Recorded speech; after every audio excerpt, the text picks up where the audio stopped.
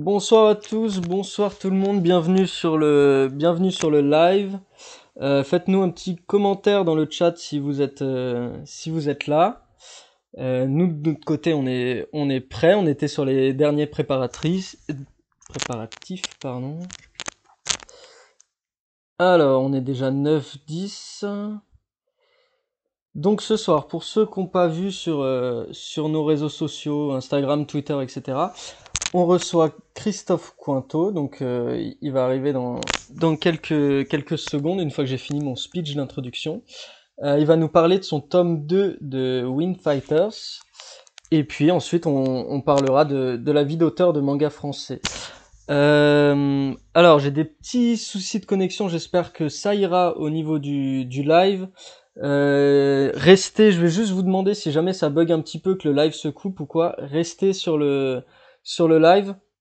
La connexion reviendra dans les 2 minutes, c'est juste le temps qu'on répare ça et puis comme ça ce sera super. Salut Néald, salut Terry. Donc pour ceux qui viennent juste de rejoindre, juste avant, pour ceux qui savent pas ce qu'est le Keep on Dream, nous sommes un collectif qui fait du manga, donc pour l'instant en amateur. Ceux qui sont pas déjà abonnés, je vous invite à vous abonner sur notre page Manga Draft où vous pouvez avoir tous nos mangas qui sortent toutes les semaines. Donc chaque jour il y a deux planches d'un nouveau manga. Et puis voilà. Salut Inc. Le son de ta voix coupe périodiquement. Alors je vais essayer de tenir mon micro. C'est un micro sur casque, donc je vais essayer de bien le tenir. N'hésitez pas à me dire maintenant si au niveau de la voix c'est bon. Si c'est bon pour vous.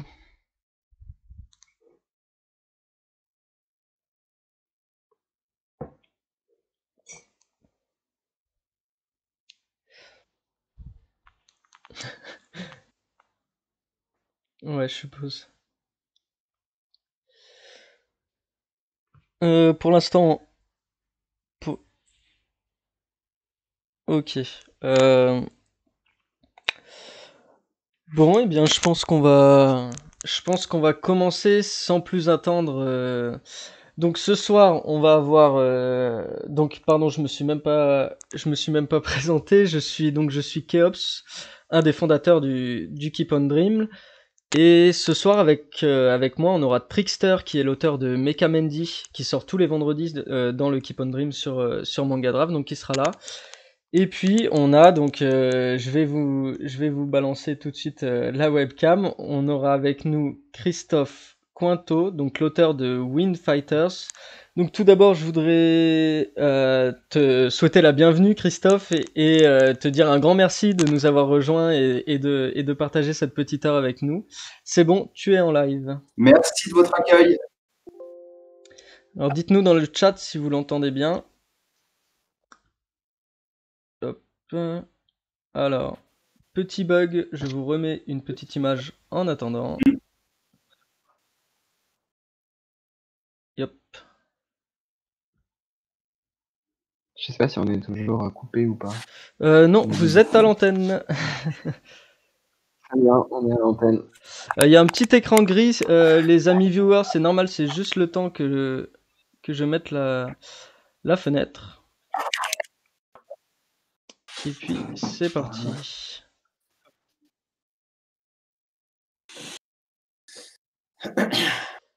Alors là où on nous entend bien, Terry nous entend bien, et on n'a toujours pas d'image. Ça arrive, les amis, les inconvénients du direct.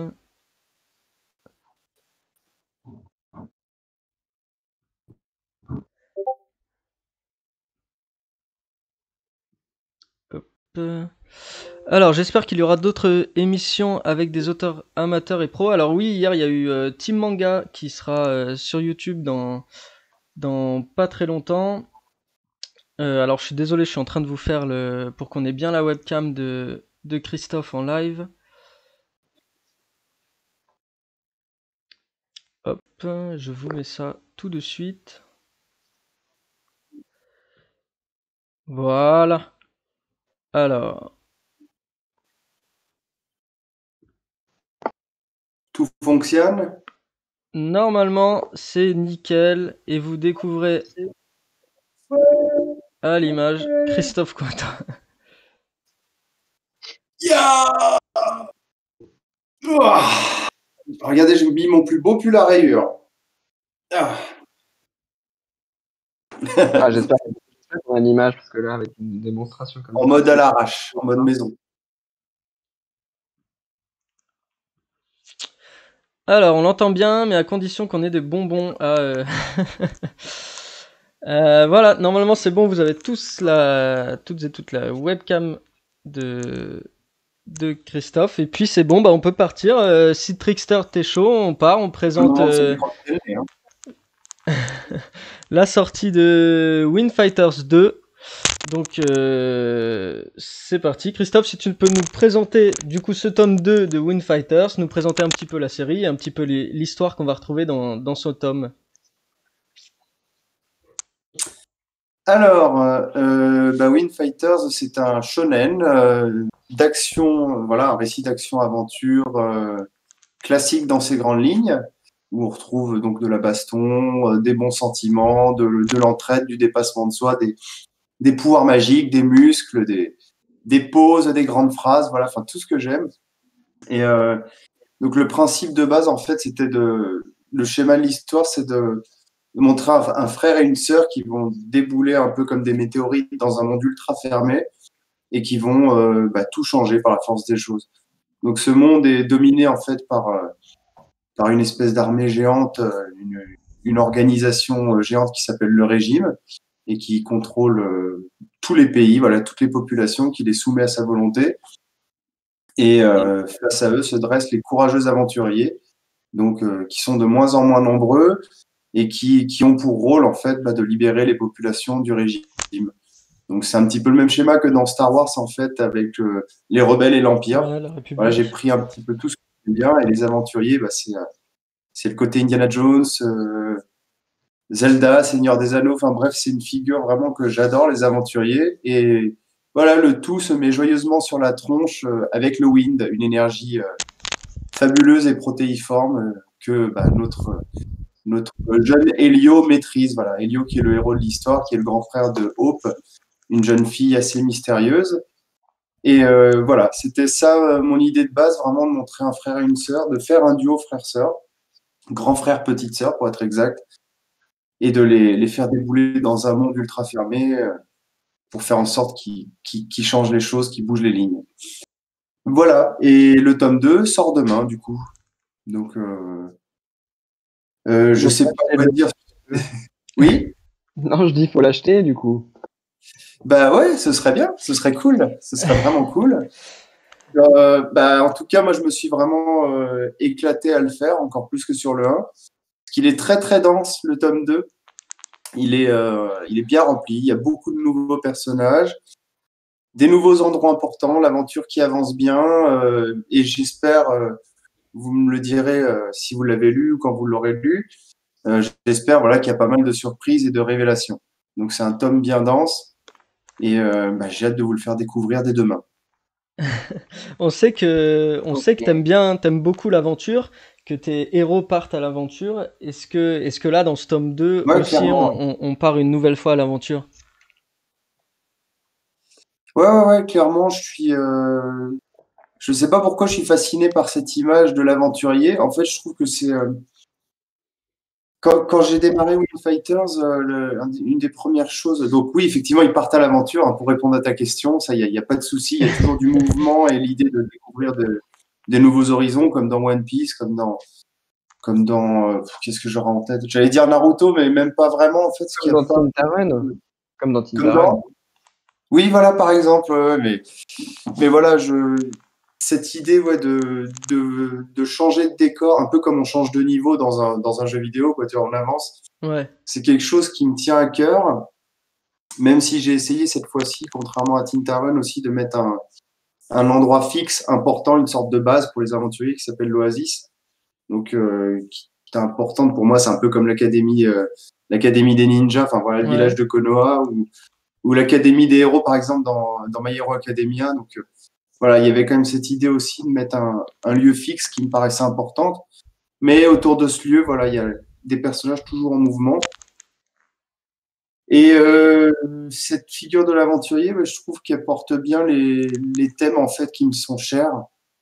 Ouais, alors Alors ça va vous paraître très bête, mais c'est des thèmes qui sont très, je trouve, qui sont bien ancrés en fait dans notre culture, même s'ils sont pas toujours respectés, mais en tout cas dans l'idée, voilà, on a une culture liberté, égalité, fraternité. Et bah, la liberté, les aventuriers, c'est quand même ceux qui défrichent l'inconnu, qui bougent librement, cheveux au vent, qui s'affranchissent des codes. Donc bien voilà, sûr. c'est quelque chose dont j'ai profondément besoin et que j'aime énormément. Et je sais pas d'où ça me vient. Peut-être des jeux vidéo, des films que j'ai vus, je sais pas, mais voilà, c'était la figure vraiment que je voulais mettre en scène, quoi. Ouais, c'est ce Oui, qu'on parce voit que aussi. c'est quand même un... Vas-y, Trickstar. Ouais, non, mais j'allais dire, c'est un peu la figure commune entre Tintaron, du coup, et Wind Fighters, où vraiment on sent que les deux héros, alors ils sont pas exactement dans les mêmes conditions. Lyo, il a sa sœur, Mm. sinon, mais il y a ce même début de, on a l'impression qu'ils arrivent dans un monde qu'ils connaissent pas vraiment, mais qui du coup est ouvert sur plein de possibilités d'aventures, etc. C'est ça. Alors, on peut considérer qu'en fait, Tintaren était une sorte de prototype, une sorte D'accord. d'essai, tu vois, une sorte de tour de chauffe, dans lequel je mettais déjà tout ce que j'aime. Et de toute façon, je pense qu'il faut toujours être honnête et en accord avec Hmm, sa personnalité. Donc, en gros, tout ce que je ferai sera toujours identifiable. Voilà, si on commence à me connaître, je ferai jamais des choses radicalement différentes, entre guillemets. Voilà, ça vient toujours de notre personnalité, donc ça doit toujours être en accord avec nous. bien sûr. Le seul souci, c'est que dans Tintaren, en fait, comment dire, la figure principale, donc les tinteurs, ceux qui maîtrisent la tinta et qui peuvent donc, grâce à elle, rédiger les lois du monde. Le tinter, en fait, si vous vous baladez dans la rue, vous demandez à quelqu'un c'est quoi un tinter, il saura pas. Voilà, j'avais sous-estimé ça, mais ça parle pas aux gens. En revanche, vous vous baladez dans la rue, vous demandez à quelqu'un c'est quoi un aventurier. Là, tout de suite, on a des images plein la tête. Voilà, c'est quelque chose qui est beaucoup plus, qui parle, qui est universel, quoi, Bien qui sûr. parle à tout le monde. Donc Bien ça, sûr. c'était quelque chose d'important, voilà. Et à partir de là, on peut construire une histoire plus solide, en fait, en Ouais, utilisant des choses universelles et plus simples. Ouais, Et ça voilà, vient convoquer un imaginaire qui est beaucoup plus parlant que Tinter. Exactement, puis exactement. Oui, non, je disais le fait aussi que tes personnages, que ça soit dans Tinta ou là dans Tinta pardon et là dans le nouveau, on voit que ça te tient vraiment à cœur que les personnages ils puissent changer les codes dès qu'ils ont un obstacle, ils puissent passer outre et casser les obstacles. On voit que c'est vraiment quelque chose chez toi qui ça se manifeste autant dans ton écriture que voilà quoi. parce que je pense que enfin, ça, encore une fois, c'est con à dire, mais je pense que je suis profondément shonen, c'est-à-dire que toutes les valeurs qui sont véhiculées dans les shonen, tout ce qui fait le shonen, tout ce qui le codifie, me parle profondément parce que moi-même, dans ma vie, alors j'ai déjà eu l'occasion de le raconter à plusieurs reprises, mais dans ma vie, en gros, j'ai été dans une trajectoire qui me plaisait pas. Ça m'est déjà arrivé plusieurs fois de me trouver face à un mur et qu'on me dise c'est impossible, cherche pas, c'est même pas la peine, c'est mort. Enfin bref, de se prendre plein de trucs négatifs dans la tête. Ouais, Et cette énergie shonen, en fait, c'est tout con, mais elle m'a aidé à avancer et à surmonter les obstacles, quoi. Donc, c'est quelque chose que j'ai à mon tour, vu que je l'ai ressenti moi, je peux en parler j'ai à mon tour, du coup, envie de le transmettre aux lecteurs et aux lectrices, quoi. Donc, ouais, ça me tient. C'est une des choses qui me tient le plus à cœur et c'est par exemple quelque chose que j'aurais envie de transmettre à mon fils. ouais, Cette idée c'est pas parce qu'on t'oblige à ça qu'il faut le faire ou enfin, notamment dans le monde du travail. Après, quand il est à l'école, c'est différent. Il faut quand même se conformer aussi à certaines règles, mais voilà, genre c'est pas parce que tu as ce rêve-là et que tout le monde te dit que c'est pas possible et qu'il faut être sérieux, qu'il faut faire ci ou ça et rentrer dans un rang, c'est pas pour ça que tu dois l'accepter. Si tu as la force en toi de d'avancer, si t'es pas con, si tu arrives à structurer ton parcours, voilà, si tu as la volonté et le sérieux de t'y mettre, vas-y, quoi. Donc, c'est pour ça que je parle de ça, en fait. C'est que ça, quelque chose que je ressens au plus profond de moi, quoi. Ouais. Mm. Mais c'est, Ouais, c'est, et, c'est, et tu disais, Vas-y, Trick. vas-y. Non, moi je voulais juste dire que c'est quelque chose qu'on va évoquer plus tard, juste après, quand on va revenir sur ta vie personnelle et pourquoi Yes. t'es devenu mangaka, parce que finalement on va retrouver ce côté shonen là. Et du coup, tu parlais de de ton fils. On rappelle aux viewers que t'as eu un enfant, que t'as un enfant en bas âge. Il a 4 ans, ouais. Il a super. Et dans le chat, on dit que tu es le révolutionnaire du manga game avec ton esprit shonen. Bah, ça me plaît. Ça me plaît. La révolution, c'est quand même quelque chose qui nous parle aussi. Donc, ouais, carrément. Ouais. Carrément. Euh, pour, Merci. pour continuer du coup sur Wind Fighters, le tome 2, combien de temps ça t'a pris pour faire ce tome-là? Euh, En gros, 6 mois. En gros, j'ai dû prendre, on va dire, un mois de retard à peu près, parce que comme vous le savez, on a connu une merveilleuse période appelée confinement. Et Ouais. ça a pas mal, même si je travaille à domicile et que en théorie ça aurait pas dû m'impacter, puisque voilà, j'ai pas besoin de me déplacer ni rien. Bah ça m'a quand même impacté parce que ça a chamboulé un peu tout le monde. Voilà, tout le monde entier était chamboulé. Il y avait plus vraiment d'énergie ni rien. Bon voilà, à la maison il fallait trouver des nouveaux repères aussi, donc ça m'a fait perdre entre guillemets un petit peu de temps. Donc voilà, la fin a été très dure à faire, très très dure la fin.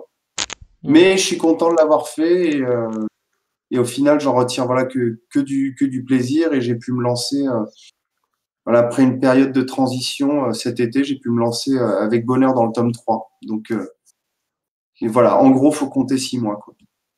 Et le tome 3, j'espère aussi qu'il sortira du coup dans 5 6 mois.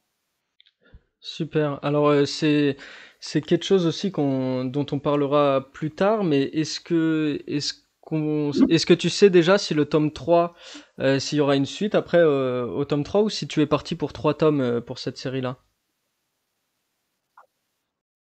Pour l'instant, je sais pas, je sais pas si je peux trop en parler en fait Ah, avec l'éditeur de la volonté du nombre de tomes, etc. Voilà, on espère que ça ira au-delà, mais je peux pas dire un nombre. d'accord, Je peux ok. pas dire un nombre. Là, il est encore tôt. Faut savoir qu'un tome 2, c'est un tome important, en fait. Vraiment. Dans Ouais, bien sûr. l'édition, le tome 2. Le tome 1, évidemment, il est fondamental. Il donne une tendance, mais le tome 2 est censé confirmer une tendance ou pas. Donc, on verra. Voilà. Ok. Et je veux bien, là, si c'est possible, réagir là-dessus. Peut-être par rapport, justement, savoir, parce que du coup, je crois que Tintarun, si j'avais bien compris, toi, au départ, tu voulais continuer cette série et quitte à en faire une série assez longue. Hmm. Et finalement, ça s'est interrompu autour du quatrième tome. Et du coup, mais de ce que j'ai cru comprendre, c'était pas tellement ce qui était prévu. Et du coup, je me dis, comment t'as travaillé là, du coup, pour Wind Fighters? Est-ce que tu t'as anticipé le fait que ça pouvait s'arrêter peut-être brutalement, ou en tout cas plus rapidement que ce que tu imagines, et du coup, t'as ouvert certaines portes pour des fins, on va dire, des fins rapides, du genre troisième tome, quatrième tome, etc.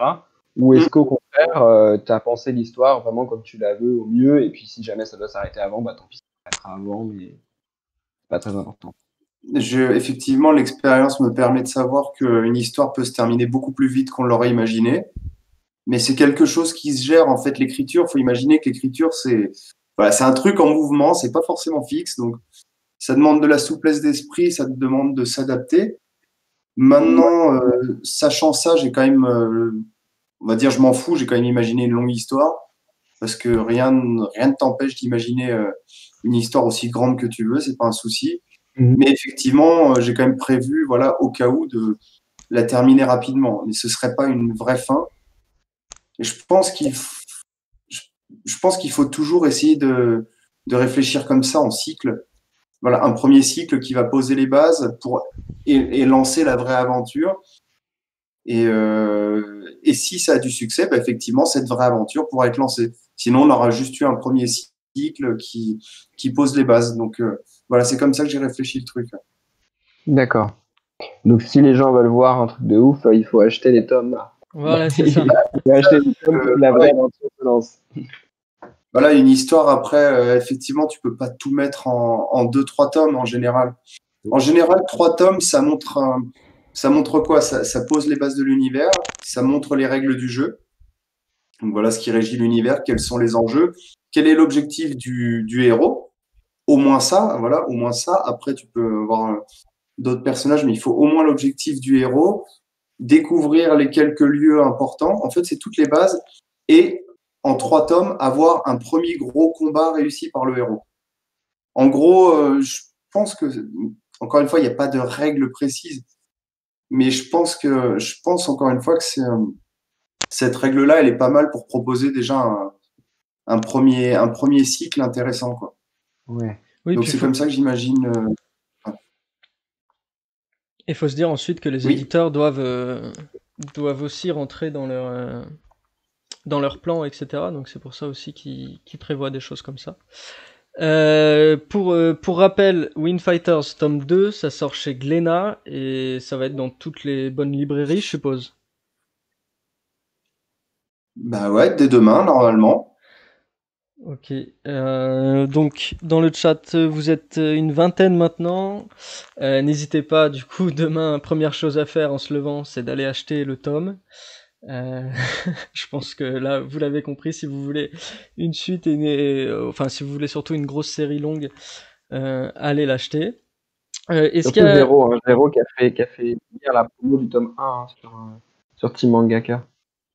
Ouais, Donc, obligé d'acheter le tome 2, Et Zéro. sachez un truc, même si on a l'air très isolé dans notre atelier ou quoi, et qu'on n'est pas forcément beaucoup sur les réseaux sociaux ou beaucoup dans les conversations et tout, le fait de savoir que vous achetez notre bouquin et que vous mettiez un petit mot ou quoi, bah, c'est de l'énergie en fait qui nous vient directement dessus. Croyez-moi, vraiment. C'est quelque chose d'important. Donc voilà, vous avez ce pouvoir-là. Alors vous pouvez en user, en abuser. Il n'y a aucun problème. c'est vous qui détenez les clés.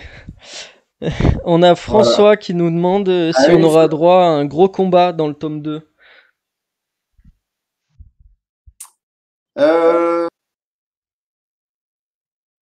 il y a plusieurs combats.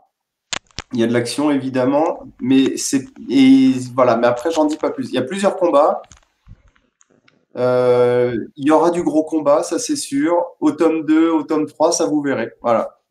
Surtout que tu nous laisses sur un suspense insoutenable. Je vais pas vous dire la structure du tome quand même. Faut l'acheter.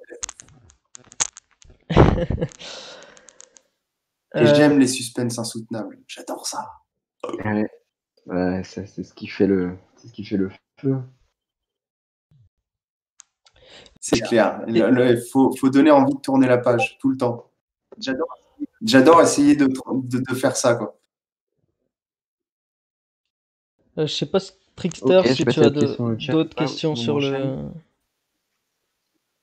Alors, dans le chat, on me dit que questions, l'annonce mais du après, c'est des live est pas très jolie, donc je l'enlève. Hop là. Si vous avez des questions sur Wind Fighters, c'est le moment. Sinon, on va passer tranquillement à notre deuxième partie. À savoir, on va t'interroger, on va continuer d'être au commissariat et de te poser des questions et de tout savoir sur ton emploi du temps, etc. Et de passer à ta vie personnelle et ta vie de, de mangaka. Ok. Avant, il y a Jigito qui nous demande tes inspirations pour les chorégraphies de combat. Oh. J'ai pas entendu la fin de la question. Tes inspirations pour les chorégraphies de combat. Bah, les films d'arts martiaux. Je suis évidemment très grand fan de Bruce Lee, Jackie Chan, Jet Li. Après, les jeux vidéo, enfin voilà, il y a pas d'inspiration, il y a pas d'inspiration précise. Après, ça peut être la vie réelle, ça peut être une photo que j'ai vue, une vidéo que j'ai vue, un mouvement de danse que j'ai vu. Ouais. Ça peut être un mouvement qui me vient je sais pas, de n'importe où. En fait, voilà, il n'y a pas une inspiration précise, mais évidemment, ayant une grosse base baston. Et pas pour rien que j'ai appelé la série Wing Fighters, parce que je suis un ultra grand fan de Street Fighter et j'ai un artbook énorme chez moi de Street Fighter. Donc voilà, il y a aussi beaucoup de jeux vidéo qui m'inspirent en termes de chorégraphie. En fait, ça peut venir de n'importe où. Ça peut être. Il faut essayer de voir les choses larges. Ça peut être la vie réelle, tout ce qui t'entoure peut t'inspirer un mouvement, quoi. Donc Alors là, moi, voilà, je m'inquiète un peu quand même. Hein. Je m'inquiète un peu parce que dans mes souvenirs, quand même, dans Tintaron, il y a un mec qui se fait retourner la tête à 180 degrés. ouais. Ça, dans la vie réelle, ça m'inquiète un peu. Ouais, effectivement, dans la vie réelle, c'est pas un truc que j'ai testé, je te rassure. Ça, il n'y a pas de souci. Il n'y a pas de souci. Mais j'aime bien exagérer les choses aussi. Et voilà, le shonen permet ça. Donc, c'est mon petit péché mignon d'exagérer les choses. J'avais lu que tu étais un grand fan de Zelda aussi en jeu vidéo. Ah oui. Ah oui. Ah, c'est ma série de jeux préférée, quoi. Est-ce que c'est clairement. Bon, il y a Street Fighter pour la baston, mais Zelda, c'est. Je sais pas comment décrire ça. Chaque épisode ou presque est un monument et a vraiment fait avancer le jeu vidéo, le jeu d'action-aventure. Voilà, quoi, c'est énormissime. Rien que j'entends la musique, j'ai des frissons, quoi. C'est clair et net. Et est-ce que le dernier en monde ouvert t'a inspiré du coup pour créer l'univers de Wing Fighters? Eh ben, je l'ai à peine commencé, Breath of the Wild. À peine. J'en suis qu'au début. Je peux pas dire qu'il m'ait beaucoup inspiré. J'ai pas encore trouvé le temps d'y jouer vraiment. D'accord. C'est la vie.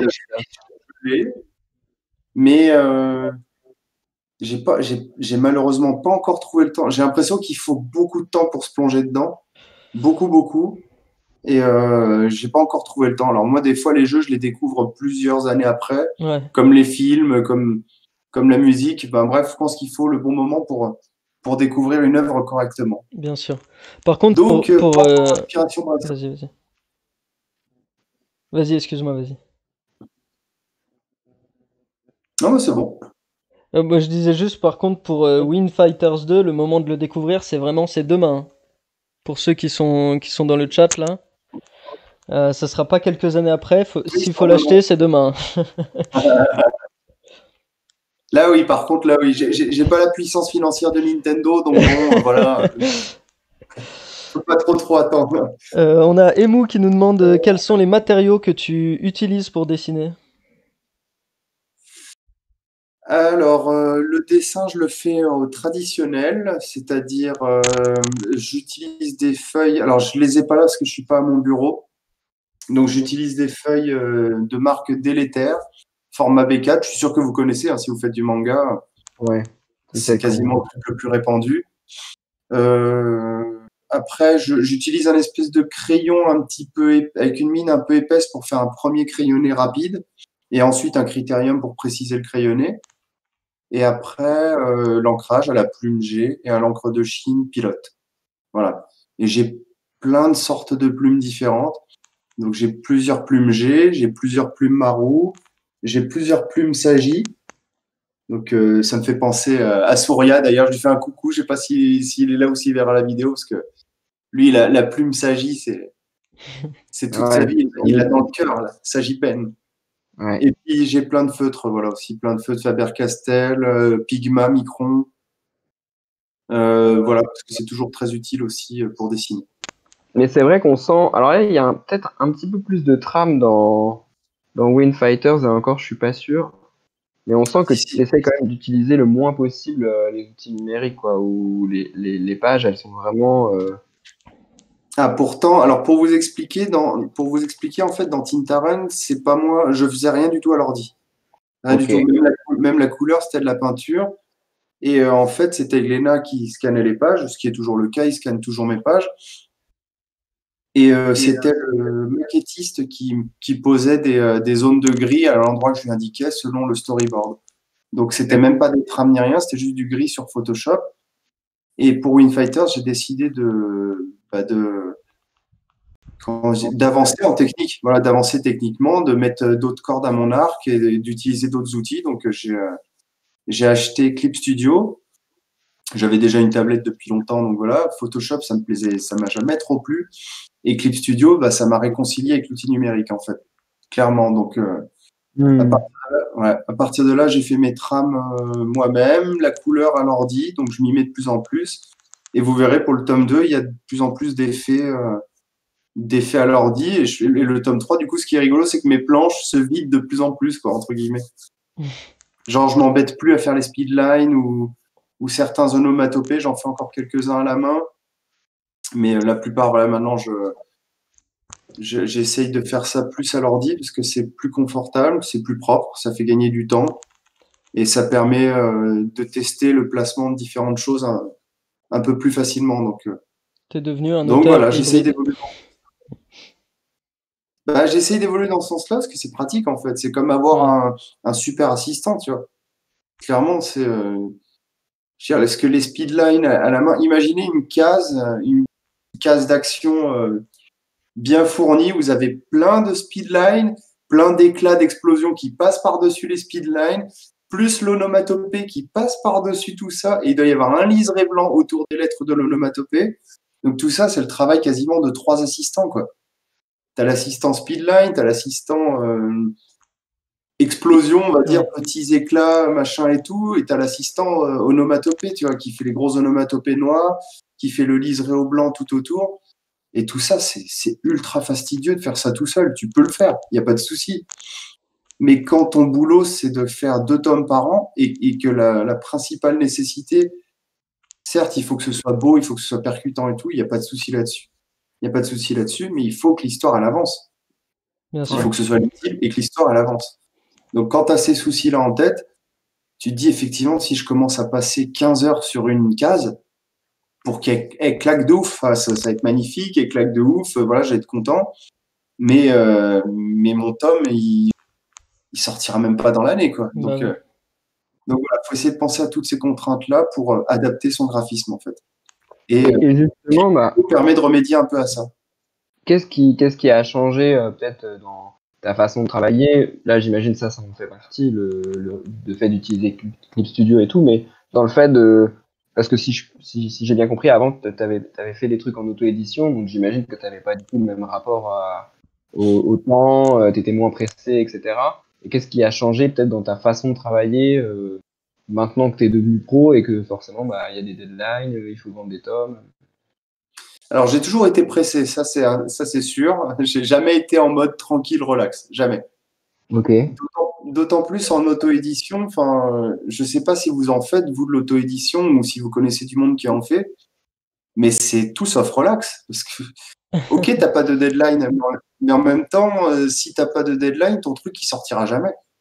Donc, tu es Oui. obligé de t'imposer une deadline, tu es obligé de savoir tout faire, et tu es obligé d'avancer la thune pour imprimer tes livres, et ensuite de trouver des débouchés pour les vendre, ce qui est C'est très ça. compliqué aujourd'hui avec les mesures sanitaires, le fait qu'il n'y ait plus de festivals, enfin bref.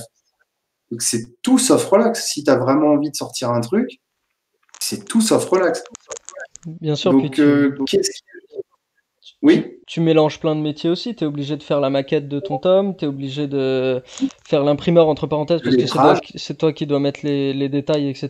Donc c'est énorme. tu es obligé de te corriger, Ouais, tu es aussi. obligé de te corriger toi-même, l'orthographe et tout. Donc non, non, c'est énorme, c'est tout sauf relax, hein, franchement. Après, l'édition professionnelle, c'est limite, c'est plus confortable de toute façon, ça c'est évident, parce que tu as une équipe t'as une équipe qui prend en charge tes planches et qui fabrique ton bouquin et qui le distribue un peu partout, qui fait ta pub et tout, voilà. Bien sûr. C'est d'autres contraintes en fait après. C'est d'autres contraintes. Effectivement, t'as le stress tout simplement de savoir si ça va marcher, si ça va se vendre, quoi. Bien Ça, sûr. c'est un truc. Même si en théorie, il faut pas y penser parce qu'il faut juste penser à. Moi, je dis toujours la base, il faut penser à s'amuser. Tu vois, t'es seul face à ta feuille, t'as l'occasion de sortir un bouquin, mets-y tout ton cœur et éclate-toi. Et les ventes, après, effectivement, c'est à l'éditeur aussi de faire en sorte que le bouquin, il soit bien visible, il soit cohérent, il soit, voilà, qu'il trouve son public. Voilà, tu peux pas tout faire non plus, quoi. Donc, mais tous les auteurs ont quand même ce stress-là de savoir si, s'ils vont plaire, quoi. Tout Bien sûr. simplement. C'est aussi bête que ça. Et ça, que ça Bien. soit de l'édition normale ou de l'auto-édition, c'est pareil. Derrière, faut le vendre, son livre. Ah ouais, c'est exactement pareil au final. Bon, bah, si vous voulez, on va passer à la deuxième partie. On va encore parler de toi, mais cette fois-ci, on va parler de ta vie d'auteur en général. Est-ce que tout à l'heure on parlait que t'incarnais finalement l'esprit shonen de se fixer un but, de casser les obstacles, de toujours avoir de l'énergie pour avancer, etc. On voit clairement que ça soit dans tes univers, enfin tes univers et tes personnages renvoient aussi à cet esprit-là. Et finalement, c'est un peu une allégorie de ta vie personnelle parce que nous on le sait, mais les viewers le savent peut-être pas. Est-ce que tu peux nous dire qu'est-ce que tu faisais avant de faire du manga et comment tu t'es lancé finalement? Alors, dans une autre vie, j'ai été agent des impôts à Paris. Voilà, c'était un imprévu, voilà, entre la case école d'art et la case dessinateur professionnel. Voilà, j'ai été aux impôts à Paris, donc pendant 3 ans, agent des impôts en mode bureau, avec des dossiers à gérer, avec de l'accueil de clients, du téléphone. Voilà, métro, boulot, dodo, se lever à 5 heures du mat, rentrer à 20h, 21h, les grèves de transport, tout ça, quoi. Ouais, Euh, les aventuriers sont loin là. Prends la montre en permanence parce que si tu as une minute de retard, tu as des conséquences énormes derrière. Ouais. Donc, ouais, ça m'a servi à plein de choses en fait. Je m'en rendais pas compte sur le coup, mais ça m'a servi à énormément de choses. Ça m'a servi à savoir ce que je veux pas. Ça m'a servi à savoir ce que c'est de subir sa vie, comme énormément de gens malheureusement subissent leur vie. Ça m'a aussi permis de gagner de l'argent, de savoir ce que c'est que de faire sa vie, gérer ça. Voilà, gérer de l'argent, se gérer, enfin bref, se faire plaisir un petit peu aussi quand même. Bien sûr. Donc voilà, je sais aussi ce que c'est de changer de vie du coup, que c'est un thème qui est très à la mode de plus en plus. On en parle tout le temps. Tout le monde rêve de changer de vie, donc moi j'ai pu expérimenter ça. Je sais que c'est faisable. Voilà, c'est c'est mon parcours, quoi. Il n'est Mm. pas exemplaire, mais c'est mon parcours. Et c'était le thème aussi Ah, du premier tome pardon, de Tintarun où le héros Artie devait d'abord avoir un vrai métier pour Mm. s'insérer dans la société et finalement il a tout quitté pour partir à l'aventure un peu comme tu l'as fait quoi. C'est complètement ça, ouais. C'est complètement ça. Et donc comment ça Mais s'est vous savez, oui, oui, vas-y, vas-y. comment ça s'est passé? Est-ce que c'est du jour au lendemain que t'as claqué la porte et tu t'es mis au manga? Est-ce que ça s'est fait sur des mois? Est-ce que t'avais prévu? Comment ça s'est passé tout ça? est-ce que t'as agressé ton patron comme Artie? Il y a tellement de fois dans ma vie où j'aurais rêvé d'avoir un pouvoir qui fasse tout péter, tu vois, vraiment, genre, foutez-moi le camp. Mais bon, non, je l'ai pas fait en vrai. Je l'ai pas fait en vrai. En fait, ce qui est, c'est que j'ai toujours dessiné, j'ai toujours voulu faire ça. Donc, de toute façon, genre, quand j'étais à Paris, tu vois, pendant un an, j'étais en foyer de jeunes travailleurs, parce qu'on avait droit à un an. Voilà, donc j'étais dans un 15 mètres carrés, je rentrais le soir à 20h, et j'avais toujours à mon bureau, en fait, mes feuilles, mes stylos et tout. Voilà, je faisais pas des planches, voilà, je faisais pas des planches finies ni rien, mais je faisais des croquis, je faisais des ébauches d'histoire, plein de choses. Donc en fait, pendant que je travaillais aux impôts, j'avais toujours quand même ce truc qui continuait, tu vois, Ouais. et que j'avais jamais perdu de vue, jamais arrêté. Et puis un jour, ouais, au bout de 3 ans, il y a eu un jour, j'étais au boulot, à mon bureau, et puis je me suis dit, bon, bah voilà, demain, j'y retournerai pas, quoi. C'est la dernière fois. Et dès que j'ai passé le pas de la porte pour partir l'après-midi, je me suis dit, voilà, c'est la dernière fois, c'est sûr et certain, j'y retournerai pas, quoi. Et là, Ça me l'a fait net.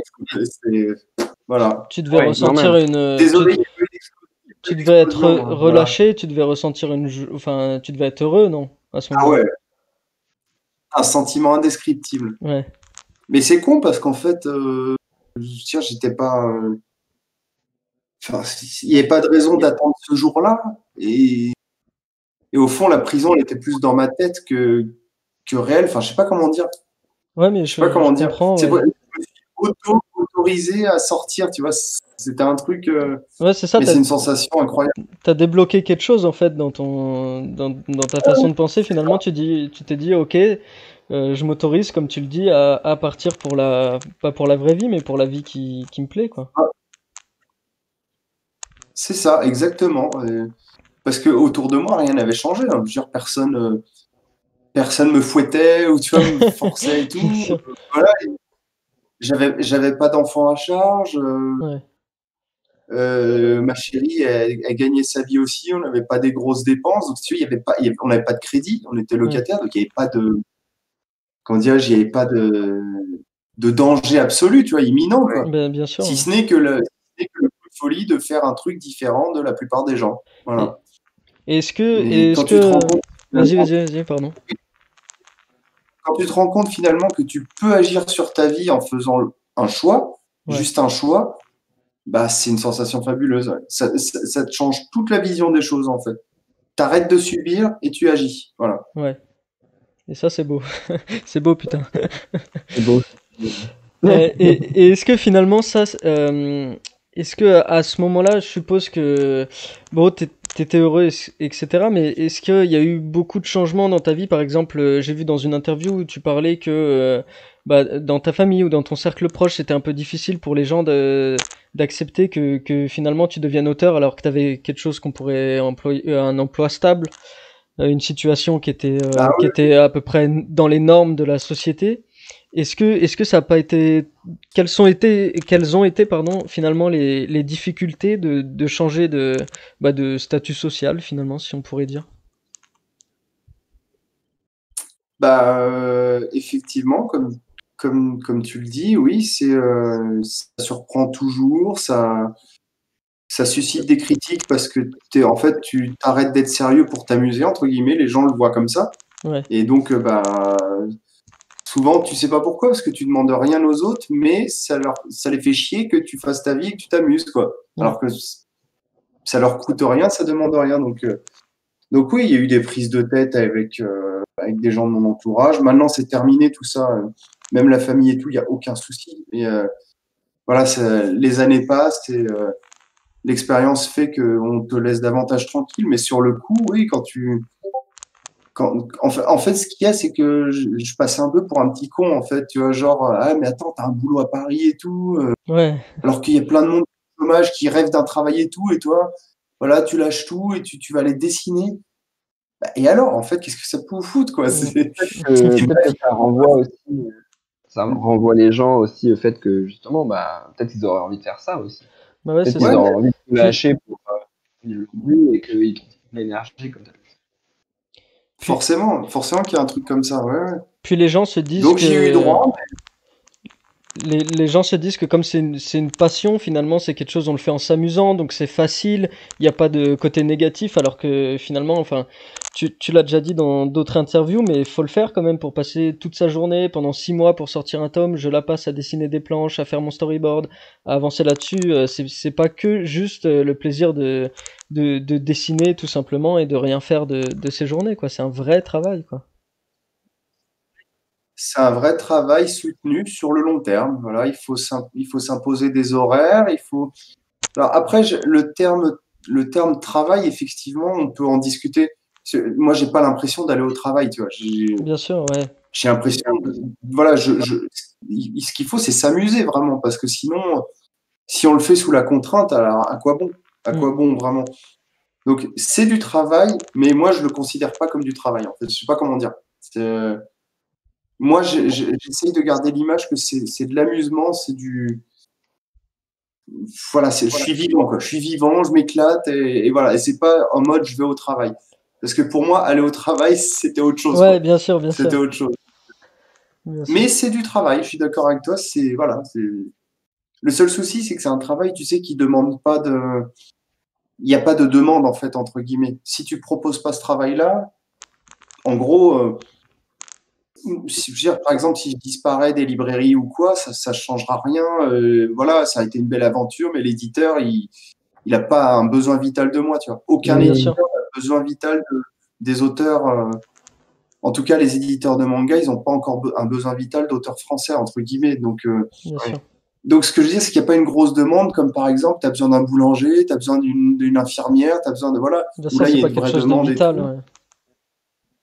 Voilà, en fait, c'est toi qui vas la générer, la demande. Ça vient de toi, quoi. Mm. Donc, c'est pour ça que ça a une image un petit peu bizarre et qu'on dit pas, c'est pas un vrai travail en mode, tu vois, tu vas pas à l'usine et tout. Bah oui, c'est sûr. Voilà, mais on répond quand même à un besoin au final, un besoin concret, parce Bien que sûr. il suffit de Ouais, bah, du regarder. coup, les lecteurs attendent là. Oui, Il et est- exactement. Il suffit de regarder ce qu'on a vécu récemment. On a vécu le confinement. Et là, on s'est rendu compte que putain, si on n'a plus de bouquins, si on n'a plus de musique, si on n'a plus de jeux vidéo, si on n'a plus de cinéma, bah, la vie, elle est horrible. Elle est juste horrible. Mm. Donc, sur le coup, ça a peut-être l'air dérisoire, mais au final, c'est toujours hyper important qu'il y ait des bouquins, quoi. Bien sûr. Moi, je suis pour qu'il y en ait un maximum. Un maximum, ça n'a pas l'air aussi vital qu'un bout de pain, c'est sûr, tu vois, au premier abord. Mais au final, sur le long terme, c'est ultra important. Effectivement, on a tous été nourris par des œuvres qui nous ont fait grandir, qui nous ont Mm. accompagnés, qui nous accompagnent encore, qui nous ont forgés, qui nous rendent heureux, qui nous donnent envie de savoir la suite, qui nous motivent. Tu vois, on a tous été accompagnés par ça. Et si tu enlèves ça, la vie, elle est horrible, quoi. Bien sûr. Donc voilà, c'est quand même c'est très très important de faire tout ça. Bien sûr. On a Jigito qui Et, nous et, dit et tu dirais que. que, Pardon, vas-y Trista. ouais, bah justement, non, mais comme tu parles des livres en disant, soulignant l'importance des livres et tout, et tu disais que tu en avais, et donc je me demande qu'est-ce que tu aurais, toi, comme manga vraiment de référence, peut-être à la fois sur qu'est-ce que tu lis et ce que tu aimes lire, qu'est-ce Ouais. qui t'a fait aussi envie de faire enfin, qu'est-ce qui t'a donné envie de faire du manga, ou t'as lu ce truc-là et tu t'es dit c'est vraiment génial. Et puis, et puis après aussi graphiquement, c'est quoi tes inspirations graphiques Bon, alors mes dans... réponses ne changent pas, hein. En général, cette question-là, les bases, même dans 20 ans, ce sera les mêmes. Il y a toujours des nouvelles choses qui s'ajoutent. La base, c'est Dragon Ball, évidemment. Voilà. One Piece, Naruto. Euh, D'ailleurs, si je devais définir, parce que j'essaye toujours d'utiliser une œuvre guide, entre guillemets, pour quand je fais un nouveau titre, bah là, l'œuvre guide principale, ce serait Naruto pour Wing Fighters. Vraiment, c'est ce qui m'a le plus guidé. Davantage que One Piece ou Dragon Ball. Après, mes inspirations graphiques, bah, un de mes gros piliers aussi, c'est Astérix, très clairement. Pour moi, Uderzo est tête à la génie absolue du dessin. Et, voilà, pour avoir vu en vrai, j'ai eu la chance de voir en vrai des planches originales de Dragon Ball, de Naruto, de One Piece, d'Astérix et de plein d'autres choses encore. Bah, celles qui m'ont le plus marqué, c'est Astérix, clairement. Ah ouais. Clairement, c'est une claque. C'est des grands formats en A2. C'est tout au pinceau. C'est c'est magique. Je sais pas comment expliquer. Voilà, c'est magique. Mais toutes les autres planches, en fait, bon, en gros, moi, dès que je vois une planche originale, je suis toujours fasciné, toujours. Voilà. Mais celle d'Astérix, c'est un truc de ouf. Après, une de mes grosses références aussi, c'est Don Rosa. Don Rosa qui a fait la jeunesse de Picsou, notamment. Et Ouais. bien sûr, Karl Barks avant lui, qui a fait d'autres Picsou, qui m'a beaucoup inspiré. J'ai beaucoup recopié des Picsou étant gamin. Mais Don Rosa, voilà, ça, son C'est là que dessin. viennent les personnages un peu animal, humanoïdes. Ouais. Et les détails aussi, c'est ça que j'adore. Tu vois, les petits détails, les trucs à la con. En fait c'est l'esprit, quoi. C'est l'esprit, c'est un dessinateur généreux, un peu farfelu, c'est un grand gamin. Et voilà, il m'inspire énormément. À une époque aussi, Boulet m'a beaucoup inspiré en dessinateur français. Ouais. Donc Boulet Qui a une qui est chaîne super connu, hein, Twitch d'ailleurs. Oui, il a fait une chaîne Twitch, ouais, puis il a été connu avec son blog. Ouais. Et moi, j'achetais ses compilations, les notes là, en bouquin. Et je trouvais ça. Justement, c'était à l'époque où j'étais aux impôts, j'achetais ça. Je lisais ça dans le train et tout, ça m'apportait énormément de bonheur, quoi. C'est un truc, donc ça m'est beaucoup resté. J'aimerais bien le rencontrer un jour. Ça s'est pas encore fait, mais voilà. Après, en termes d'inspiration, il y a plein d'autres choses, jeux vidéo, cinéma, comme on en parlait tout à l'heure. Et si je devais vous lire ce que je lis actuellement, Ah bah donc justement, actuellement, je fais la fin. c'est la question de Géraud. Est-ce que tu continues d'être un lecteur et de lire de nouvelles choses? Ton dernier coup de cœur, par exemple. Et bah, souvent, en fait, beaucoup de bouquins, mais je pioche dedans. Et là, je me suis dit, en plus, j'avais besoin de beaucoup d'énergie ces derniers temps. Et voilà, le shonen médicament qui devrait être remboursé par la Sécu, voilà, en mode motivation. Donc, je suis à fond My Hero Academia. Même si j'ai lu que les 6-7 premiers tomes pour l'instant, je dévore ça. Mais vraiment, c'est pas en mode, je m'arrête, c'est pas en mode comme je fais d'habitude où je m'arrête sur une page et c'est une lecture un peu chaotique en fait parce que je regarde trop les images. Non, là, ça m'a happé complètement. Donc il y a ça. Et deuxième shonen, oui, oui, Non, non, non, je Non, moi crois je que crois que c'était bon. T'étais en doublon, je crois. voilà. Et le deuxième shonen que j'ai découvert très récemment, il y a 2 semaines, et j'ai acheté les 7 premiers tomes sur les bons conseils de mon libraire, c'est Black Clover. Donc Black Clover, pareil.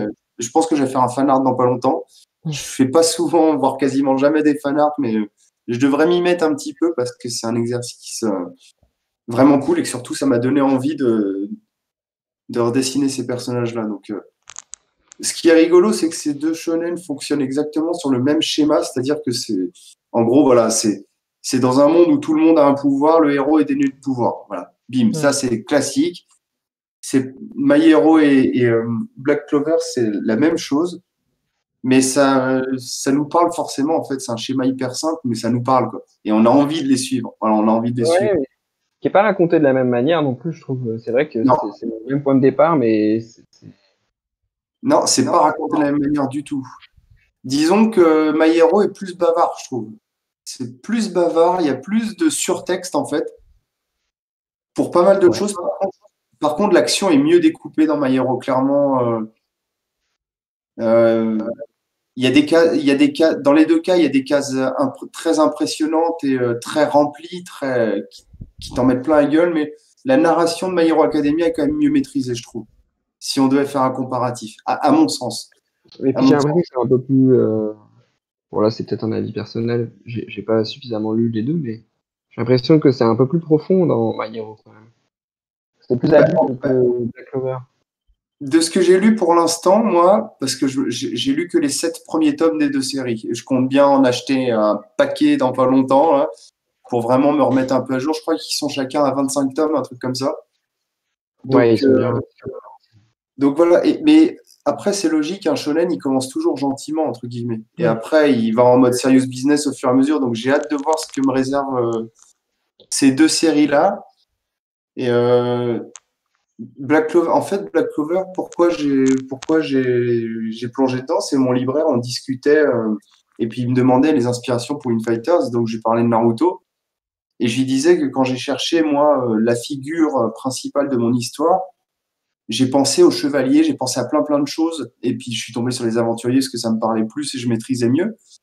Et je lui disais mais en fait si je m'intéressais davantage aux chevaliers au Moyen Âge, si je prenais le temps de me documenter davantage, je suis sûr qu'il y aurait moyen de faire enfin moi ou quelqu'un d'autre, peu importe, mais je suis sûr que si quelqu'un faisait cette démarche en France, avec notre culture, il y aurait moyen de faire un pur Naruto en mode chevalier, Moyen-Âge et tout. Et là, il m'a dit, tiens, je te file ça, le tome 1 de Black Clover.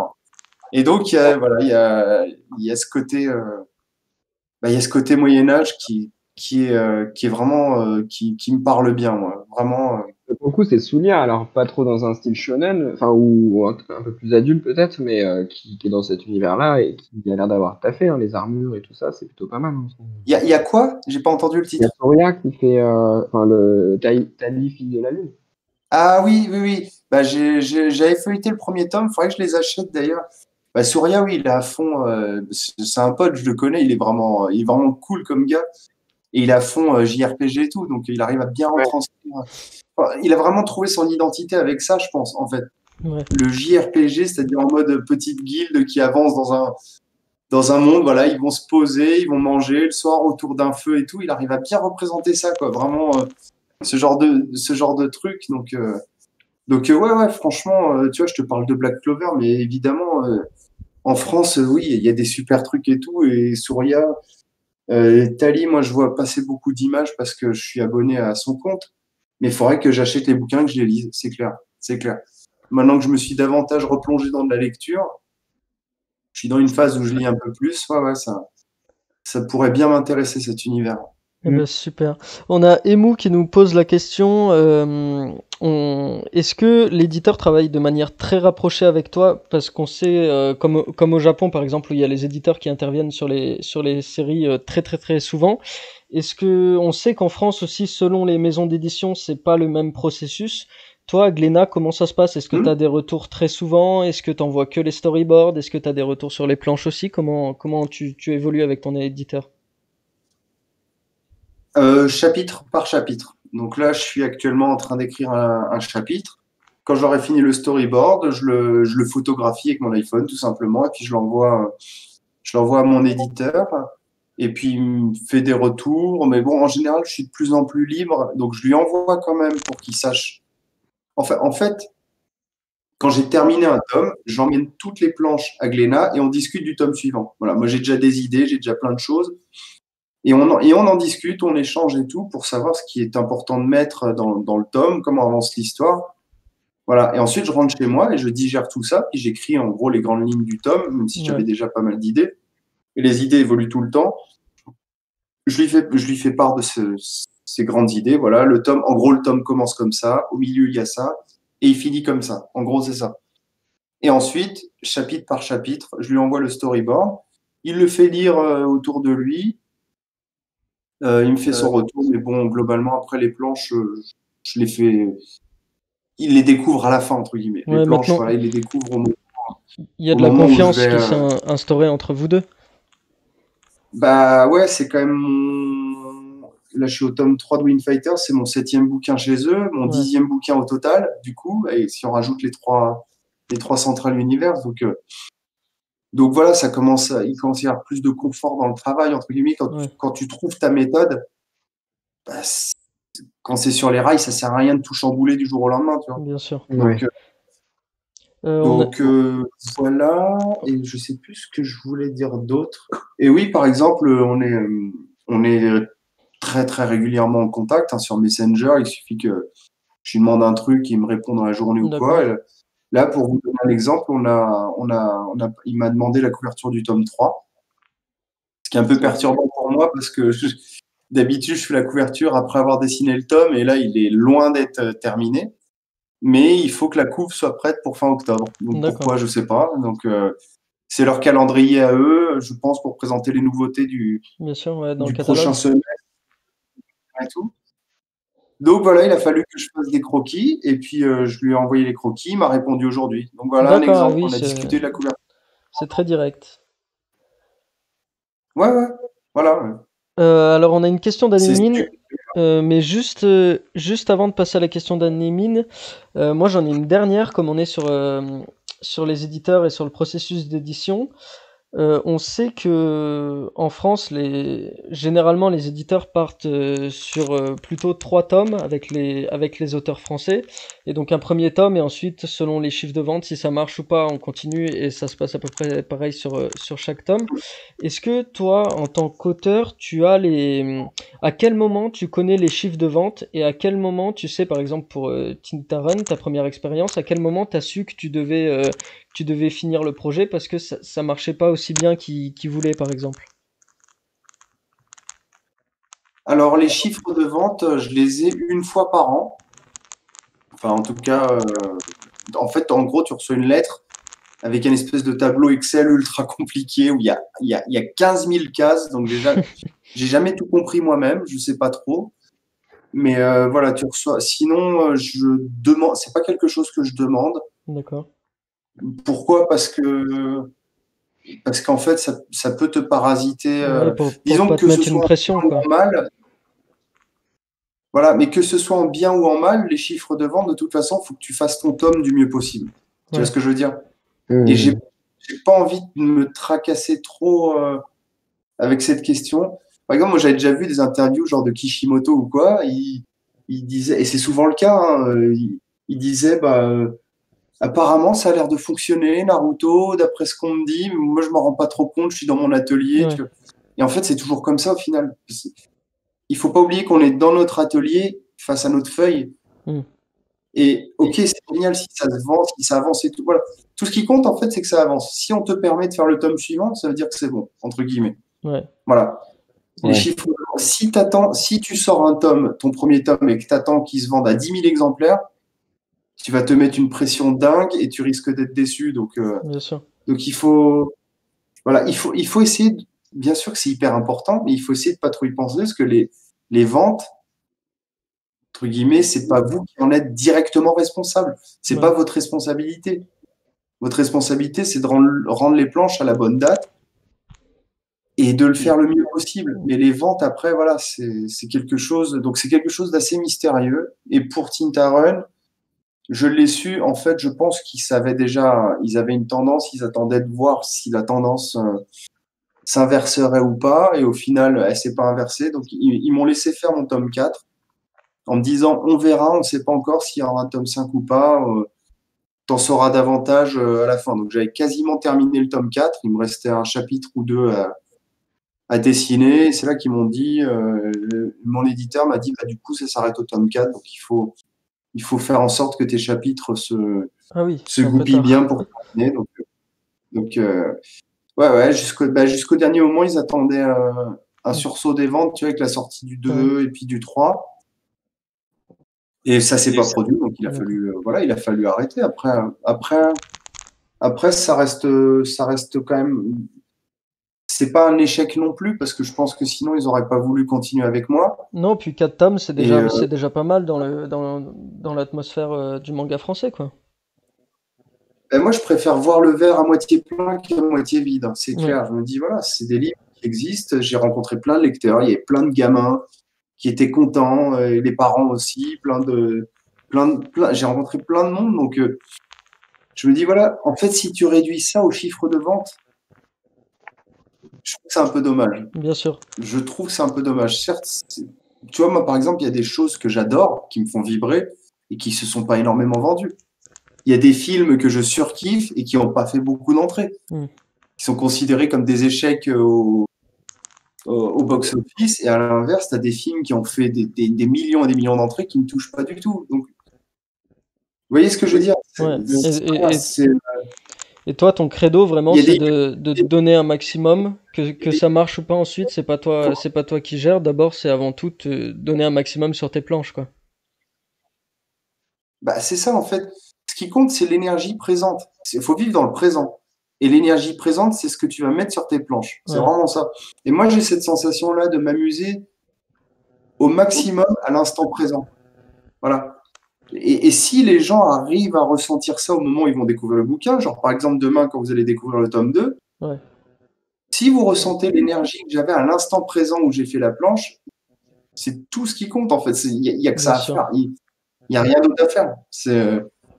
Voilà, il faut balancer son énergie au moment et comme ça plus tard je pourrais me dire quoi qu'il arrive, bah, la fameuse phrase que vous voyez dans les rabats de jaquettes, j'ai fait du mieux que j'ai pu quoi. Mais c'est tellement vrai. C'est voilà quoi, j'ai fait du mieux que j'ai pu à l'instant où je l'ai fait et je regrette rien quoi. Eh Et ben, après les chiffres de vente, bah, enfin voilà, tu vois par exemple dans ce cas-là, si on réfléchit comme ça, Kiei est le meilleur manga français qui ait jamais existé quoi. Encore une fois, je critique pas la qualité bien sûr, mais c'est parce la quantité que qui a fait que, ouais. voilà, parce que c'est la quantité qui a fait qu'on le place en phénomène number one et tout. Mais ça veut dire aussi que ça a contenté des centaines de milliers de lecteurs, que ça les a fait rire, que ça les a divertis.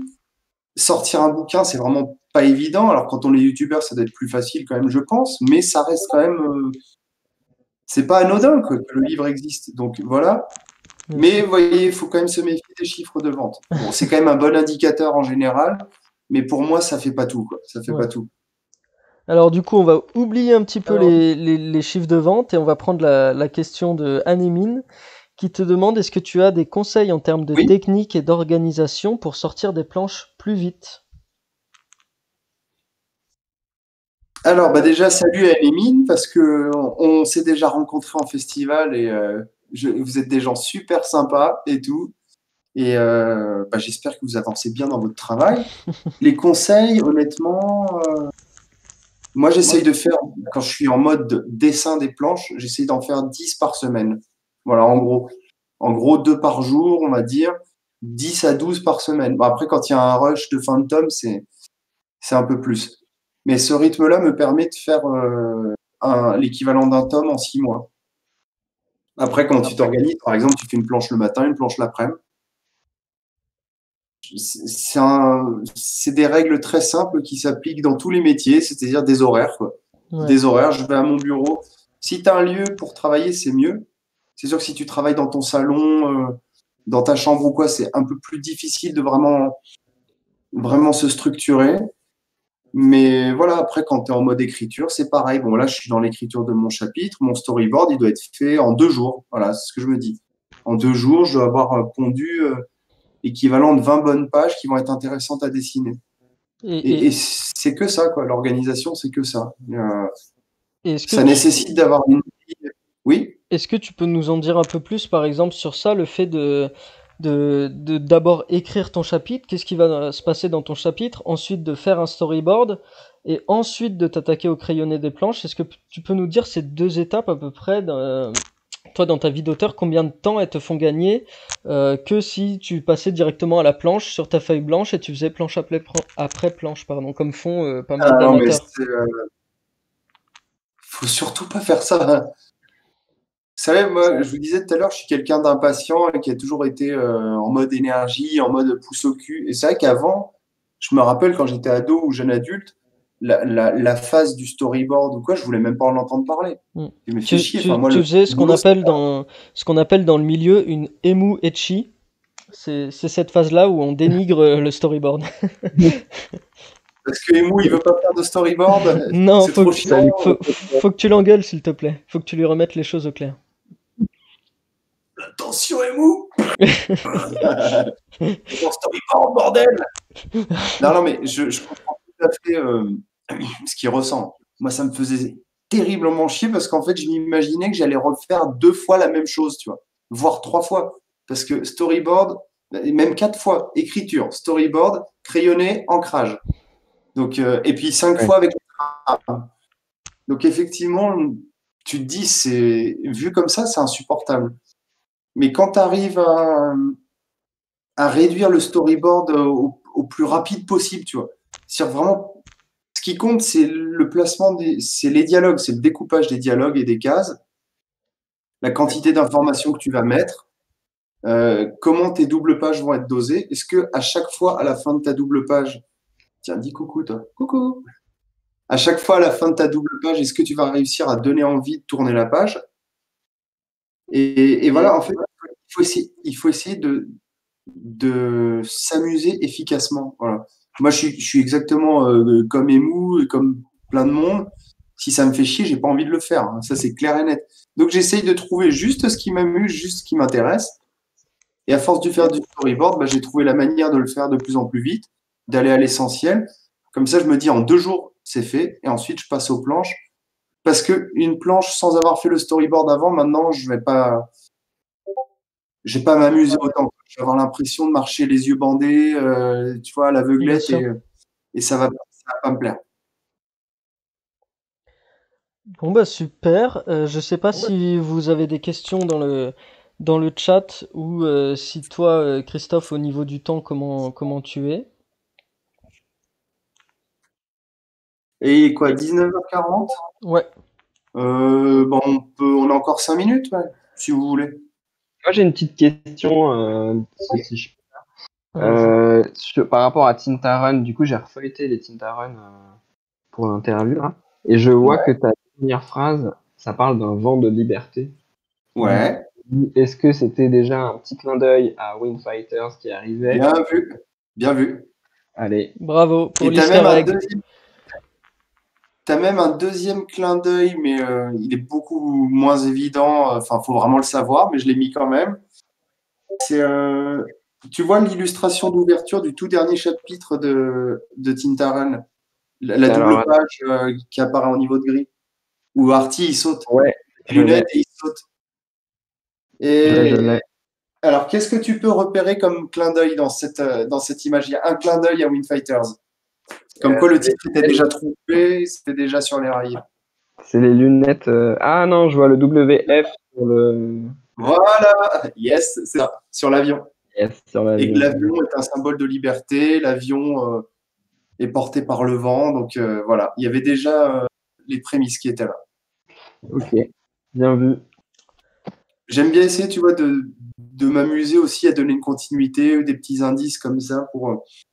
Je sais pas combien je ferai de titres différents, de séries différentes, mais faut que je me dise au final si les gens peuvent y voir une espèce De lien? un truc un peu global, tu vois, comme Toriyama avec The World, tu vois, genre dans Dragon Ball au début, tu avais Harale qui apparaissait, il allait dans le village pingouin et tout, et je trouve ça vachement rigolo comme principe d'essayer de, même si tu as des titres différents, c'est ton monde à toi, tu, tu fais des petits clins d'œil que certains lecteurs effectivement ça fait super plaisir de voir ça parce que des fois tu te dis c'est des trucs tellement cachés que personne ne le verra quoi. Et là, bah, savoir que ça a été repéré, bah, je suis super content. C'est cool, merci. Tant mieux. Mais c'est vrai qu'en même temps, on sent bien que, pour le coup, puisque tu parles de continuité, on sent bien quand même que c'est ton univers dans les deux tomes. Ne serait-ce que, par exemple, les personnages, qu'on disait tout à l'heure, les personnages, les animaux humanoïdes, c'est signé. On sent Ah, bah, que c'est ta c'est patte. clairement assumé, d'autant que je conçois pas de ne pas dessiner d'animaux en fait, de ne pas leur laisser leur place. Ça, c'est un truc fondamental pour moi. Si je dessine, il faut faire des animaux, il faut qu'ils aient leur place. C'est clair et net. Ok. Est-ce que dans le chat, vous avez des... On va prendre une ou deux dernières questions du coup pour finir cet Ouais. entretien. Moi, Christophe, j'en ai une. Comme tu le sais, nous, au Keep on Dream, on essaye de faire du manga aussi et de faire les meilleurs mangas possibles. Qu'est-ce que toi, tu aurais comme... alors, je sais que c'est large et je sais que chaque auteur a sa façon de faire, mais là, quel conseil tu donnerais aux auteurs qui voudraient se lancer dans le manga? Bah, réfléchissez à ce que vous avez à raconter, premièrement, parce qu'on raconte une histoire, c'est de l'écriture. Réfléchissez si vous aimez bien écrire. Ça se limite pas en fait à publier des planches ou sur Instagram ou des cases ou quoi ou des dessins. Ça c'est très bien. Il y a plein de monde qui est techniquement très fort et qui reçoit beaucoup de likes. Maintenant, l'exercice c'est de raconter une histoire. Alors, si c'est du manga, c'est des tomes en général de 150 à 200 pages, voire plus. Et si c'est une série, bah, vous multipliez ces 200 pages par un certain nombre. Donc ça fait un travail vraiment d'endurance sur le long terme. Donc posez-vous la question si vous voulez vraiment faire ça sur le long terme, si vous aimez vraiment dessiner et écrire, et posez-vous la question fondamentale de savoir qu'est-ce que je veux raconter. Ouais. Mais ça, c'est compliqué parce que ça demande de s'assumer soi-même et quitte à être caricaturé, on s'en fout, c'est même plutôt bon signe en général quand on finit par être caricaturé. Donc, quand on finit par dire oui, bah ça c'est du Uderzo, ça c'est du Toriyama, bah oui, bah, c'est exactement ça qu'il faut faire. Voilà, faut Faut se être à forger fond cette dans son mentalité. idée et garder son cap, quoi. Oui, oui, oui, clairement, faut pas essayer de faire quelque chose pour faire plaisir à quelqu'un d'autre ou parce que ça marche ou quoi. Faut faire son truc à soi. Faut que les personnages soient comme vous, la manière de parler, elle est comme vous, la manière de dessiner, bah, que ça plaise ou pas, c'est c'est vous qui le faites. Enfin, voilà, faut être un petit peu égoïste entre guillemets, mais c'est comme ça qu'on devient intéressant en fait. C'est comme ça qu'on va trouver son public en tout cas. Voilà, donc soyez sincère, développez votre personnalité comme vous avez envie, mettez-la bien en avant. Essayez Ouais. pas de faire comme un tel ou un tel, raconter. Tu vois, Jigito par exemple qui est sur le chat, il a une manière ultra bien à lui de dessiner, Mm.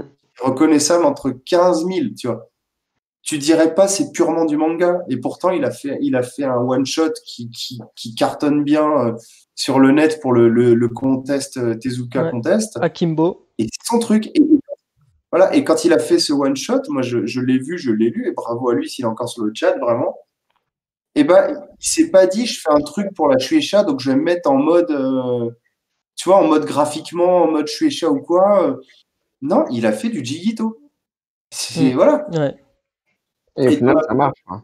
voilà, et t'en as plein d'autres qui arrivent comme ça sur le marché, entre guillemets. Là, je pense à Géraud, je sais pas si c'était sur le chat tout à l'heure, qui Yes. est pareil, a évolué de ouf depuis qu'il était dans le Fanzina, Mm. qui a sa propre identité qui se forge aussi de plus en plus. Et j'ai hâte de découvrir son nouveau titre Reaper, parce que là, pour le coup, il va être lui-même au scénario. Ouais. Donc c'est là où on verra vraiment encore plus Son identité? la personnalité. Voilà, son identité, parce que c'est les textes, c'est les expressions, c'est les thèmes abordés, c'est le découpage, c'est le rythme qu'on y met, les temps forts, les temps faibles.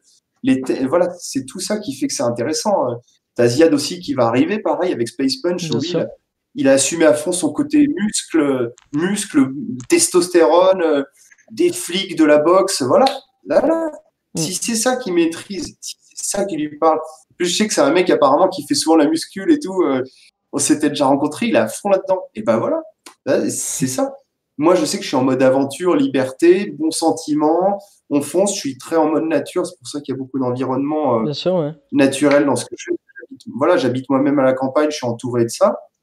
C'est mon truc, je serais incapable de faire genre un polar sombre dans une ville tentaculaire. Ce serait Bah pas ouais. mon truc, tu vois. Donc, trouvez votre truc à vous. Qu'est-ce qui vous fait vibrer? Et partant de là, et voilà, tout ce qui est écriture et dessin, c'est des choses qui s'apprennent au fur et à mesure en pratiquant. Donc, faut pratiquer, voilà. Bien sûr. Moi, j'ai aucun diplôme accroché au code, rien du tout. J'ai juste le bac, c'est tout. Mais en pratiquant, voilà. Et sortez vos œuvres. C'est ça qui est bien avec ce que vous faites, le Keep on Dream, c'est que au moins vous avez un cadre, vous avez des dates, vous avez des impératifs que vous vous fixez. Que ce soit amateur ou quoi, on s'en fout. Peu importe, ce qui compte, c'est que votre œuvre, elle existe. À chaque semaine, il y a des nouvelles pages. Donc, vous avez déjà, comment dirais-je, vous avez déjà 50% du travail qui est fait, parce que vous avez acquis le cadre, l'habitude de faire des pages et de raconter des histoires. Donc, c'est très, très bien. Et quand on démarre comme ça, faut continuer, quoi. Faut continuer, tout simplement. Bah, merci, c'est très, très sympa le compliment. Donc vous l'avez compris dans le chat, trouvez le feu qui vous anime, parce qu'il faudra le garder sur des années pour que nous, on puisse le lire dans vos planches, et puis trouver ce qui fait votre personnalité, parce que c'est ça qui fera que, comme le dit Christophe, que les lecteurs vous aimeront et aimeront vous retrouver. On prend une dernière question dans le chat. Terry qui nous demande si Ouais. justement, est-ce que t'as déjà lu du manga amateur ou est-ce que t'en lis? J'ai lu, ça veut dire quoi, amateur? Ça veut dire qu'il C'est n'est pas ça, publié par un éditeur. je pense qu'il faut définir un peu où est la limite, mais je pense qu'on va dire ça, ouais. Est-ce que tu lis des mangas qui sont pas, qui sortent soit en auto-édition, soit sur des sites internet, sur des plateformes qui ne font pas partie de maisons d'édition? Bah, je suis déjà tombé sur Manga Draft, du coup, parce que ça tourne pas mal. J'ai pas lu grand-chose. J'ai lu des choses pendant le Tezuka Contest, parce que là, Ouais. il y avait pas mal de monde qui avait publié pas mal d'œuvres, mais il faudrait que je m'y penche davantage. J'ai pas encore lu grand-chose. À une époque, j'étais moi-même sur une plateforme amateur, entre guillemets, puisque c'est le terme, qui s'appelait Amilova, je sais pas si vous Oui, connaissez. oui, C'était bien il y a sûr, très ouais. longtemps. Voilà. Donc j'étais là-dessus, à cette époque-là, bah, je disais forcément pas mal de choses qui se faisaient autour. Mais sachant que le niveau a sérieusement augmenté, sérieusement évolué, pour ça que le terme amateur, en général,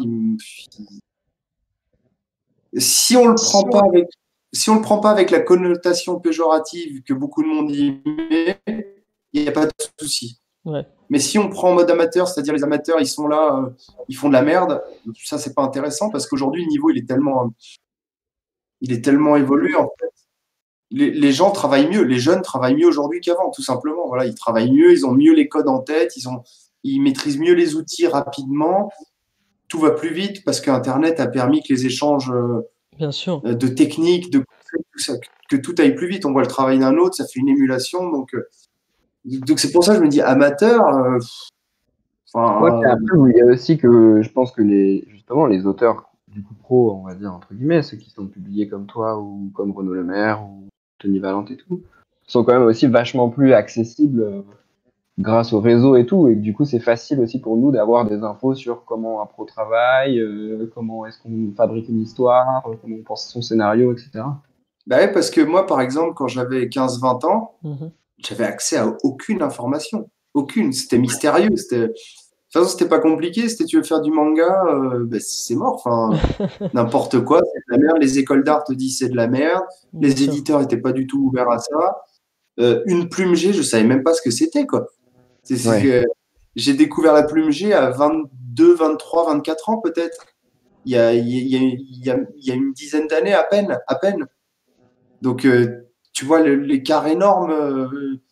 Effectivement, voilà, les réseaux sociaux permettent maintenant, bah, tu vois, on demande à ceux qui sont un peu plus avancés dans leur parcours. En fait, c'est juste ça, c'est qu'on a défriché des choses que vous allez défricher plus tard ou quoi, mais voilà, on a avancé un peu plus loin, donc on peut dire aux autres, tiens, voilà, ça se passe comme ça. Pour moi, ça se passe comme ça, mais on en parle même entre nous quand on va en festival. Hein. Je sais qu'avec Renaud et Romain Lemaire, par exemple, on avait fait un festival à Dijon il y a 1 an et quelques. On a passé tout le week-end à discuter comme des gosses et on adorait écouter l'un et l'autre parce que c'est différent en fait, mais en même temps c'est complémentaire, tu vois. On a tous des aventures complémentaires, voilà. Après, Tony Valente, lui, il est au Québec, donc on a jamais eu l'occasion de vraiment discuter. On se connaît sans se connaître, mais c'est pareil. J'aurais plein de choses à lui demander aussi. Je sais pas s'il aurait des choses à me demander ou quoi, mais voilà. Bah, Géraud, on s'est déjà rencontrés. Ziad, pareil, et c'est des discussions qui partent direct. Effectivement, c'est toujours mieux en vrai, c'est sûr. Mais par Internet, si ça peut déjà aider, Ouais, ouais. tant mieux, parce que ce qui est intéressant, en fait, c'est de voir au-delà de l'aspect graphique, en fait. Parce que, voilà, l'aspect graphique, tu te connectes à Twitter, Instagram, aujourd'hui, tu vois plein de trucs de ouf, tu dis, putain, ah, il a 18 ans, putain, la vache et tout. Mais au-delà de ça, en fait, ce qui va être intéressant, ce qui va faire la différence, c'est ce que vous aurez à raconter. Mhm. Et, Oui. et ça, bah, moi, j'ai vraiment hâte de voir ça, quoi, clairement. Clairement, si c'est aussi alléchant que le visuel le laisse entendre, souvent, c'est là où on voit la différence, en fait. C'est là où on voit la différence. Mais oui, si les gens sont hyper calés, si les jeunes sont de plus en plus vite calés, ça ne peut être que bon pour l'avenir, en fait, pour tout le monde, quoi, tout simplement. Ouais, ouais. C'est trop bien. Super. Et bah, je Eh pense ben, qu'on. c'est pas mal comme mot de la fin. Bah ouais, c'est vraiment bien. Je pense que on va te demander un petit dernier mot avant de finir, avant de te relâcher, parce que tu as une vie de Ah ouais, ça va famille être dur. et tu as des planches à faire, Oui, oui, éventuellement. oui, oui. Donc voilà, Complètement, ouais, ouais. si t'as un mot de la fin, c'est le moment. Juste avant, nous, je tenais à te remercier au nom du Keep on Dream et au nom de tous les viewers d'être venus et justement ce qu'on disait là, d'avoir partagé ta méthode, ta façon de penser, qui tu es, ton identité, etc. C'était vraiment génial. Je te remercie vraiment beaucoup. Voilà, je te laisse le mot de la fin. Eh ben, pour ma part, je serais très heureux de savoir que vous allez en librairie demain acheter le tome 2 de Wind Fighters, puisqu'il sort demain. Voilà. Et C'est pour votre prévu. part à vous, éclatez-vous, amusez-vous, lisez, créez, dessinez et profitez de la vie à fond. Voilà. Eh ben, C'est tout. merci à toi, Christophe. Allez tous acheter Wind Fighters 2, ça sort demain dans toutes les librairies ou sur internet, Fnac, Amazon, etc. Allez l'acheter et bonne soirée à tout le monde. Merci Trickster, si t'as un mot aussi, c'est le moment. Salut tout le monde. Merci à tous. Salut. Bah non, bah c'était cool. Merci beaucoup pour ton temps. Et puis Bah, voilà, acheter Win Fighters, ça va être charmant. Salut tout le monde.